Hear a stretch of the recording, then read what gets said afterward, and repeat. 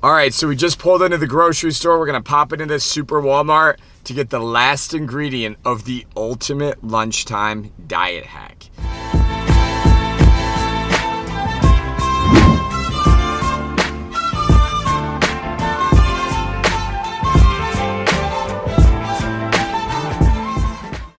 All right, so I hope you all are enjoying these voiceovers. I think they're very valuable with letting you know what I do, why I do, and how I do it.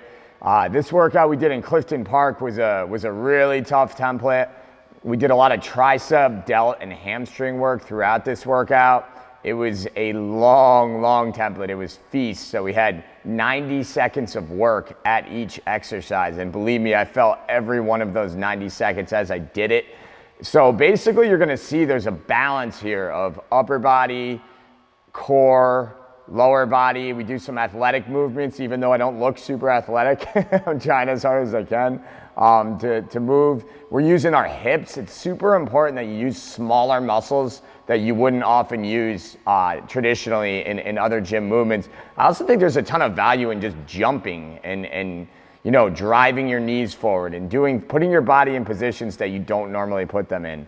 One of my favorite shoulder exercises right here is a pike push-up. I like to use ladders a lot. They basically allow you to focus on your form and technique while also allowing you to get a bunch of reps in, because you can reset. So you do a rep, you reset, you do 2 reps, you reset. So you get that fatigue, but you focus on that quality.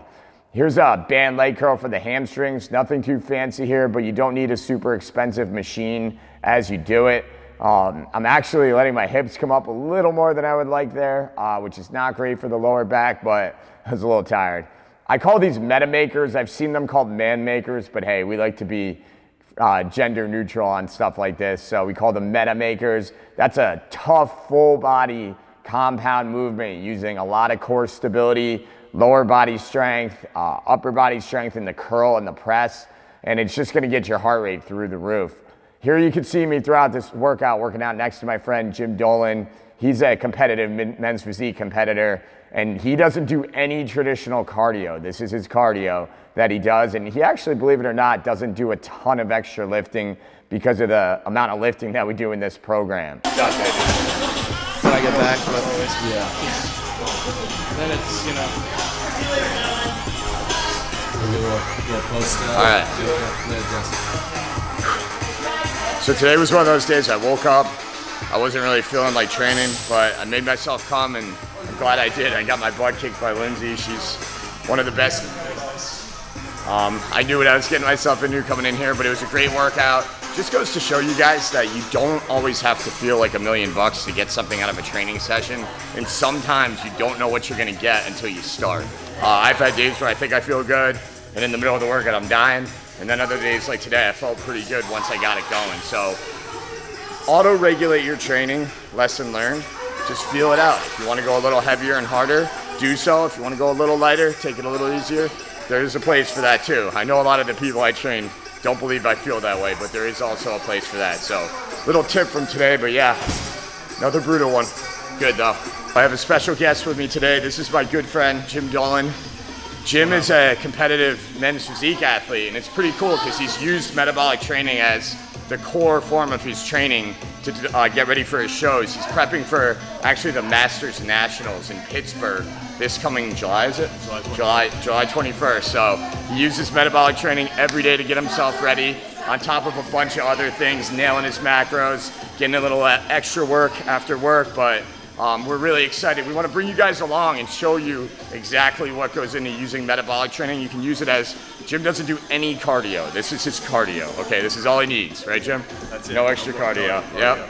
Maybe just chasing his kids, but that's about it. So, no, check us out though, guys. We're really excited to bring more to you along those lines. Hey guys, you might have seen in the video me being trained / tortured by someone. This is Lindsay Serralo. Throw down or possibly throw up Thursday. We respect your grind, we respect your hustle, way to burn it and earn it. She's our head trainer in Clifton Park. She's my longest tenured trainer. She's been with me a very long time now. Started as a personal training client of mine, and And unfortunately, I taught her a lot of what I know, and now she's using it against me. But we're so lucky to have her on our staff. If you guys are ever in the Clifton Park, Saratoga area, you should come check it out. Get your butt kicked. She's amazing, and one of the best trainers I've ever seen. So, thanks, Matt. Yeah, I'm just kissing up to her a lot right now, so that next time it's not so bad. But honestly, guys, come check us out. We would really appreciate it. She's an inspiration to not only myself, but a lot of the women in the gym. You know, she's a real person. She's not one of these like fake fitness people. She lives her life. She trains like a beast, and she has fun doing it. So thanks, Matt.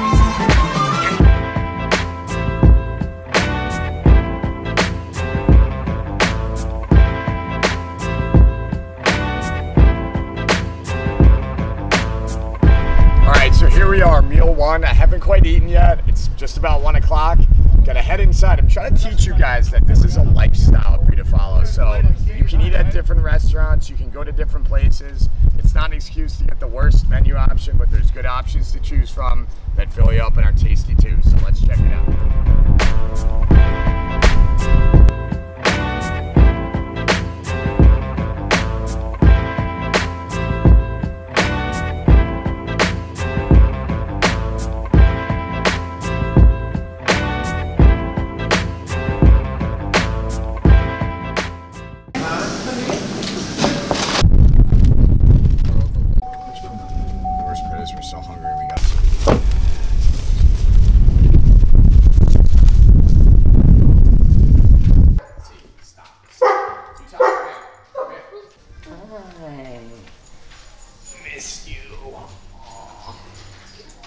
Missed you.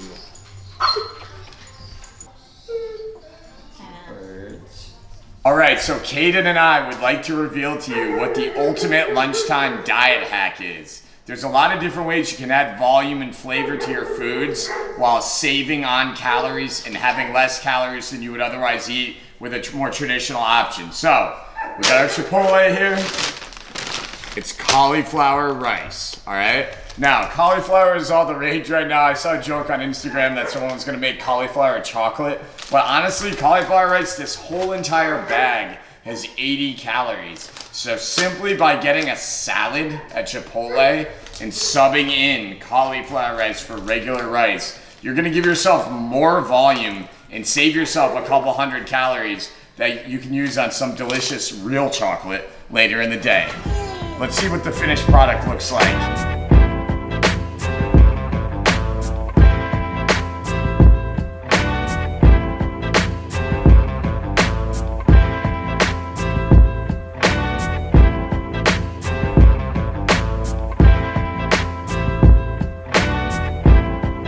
All right, so here we are. We have the cauliflower rice cooked. That's 80 calories worth right there. It's a lot of food for not a ton of volume. I like to just, basically what this is double chicken, salsa, a little bit of hot sauce, peppers, and onions on here. Always use a ton of vegetables in whatever you eat. That will automatically add volume, get you tons of micronutrients, give you energy, have you feeling good. So basically I mix that up in this bowl here. I always get guac on the side just so it doesn't get too soggy. But some good healthy fats here. Just put that right in there like that. And then just basically just, you know, stir it all up. And you have a nice big meal. We will provide the macros for this meal on the screen so you can see it. But, you know, for just a few hundred calories, not many at all. You get a lot of food volume. It's a great first meal of the day because it allows you to save calories for later in the day, which is a lot more fun in my opinion.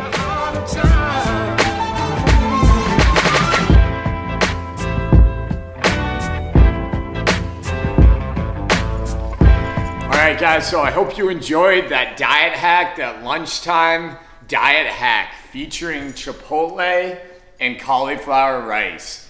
I'm really curious, what do you guys have for diet hacks? If you have anything, please put them below. I'd love to share them. We could all stand to learn more about different ways to save on calories, increase volume, and find fun, delicious ways to eat our favorite meals.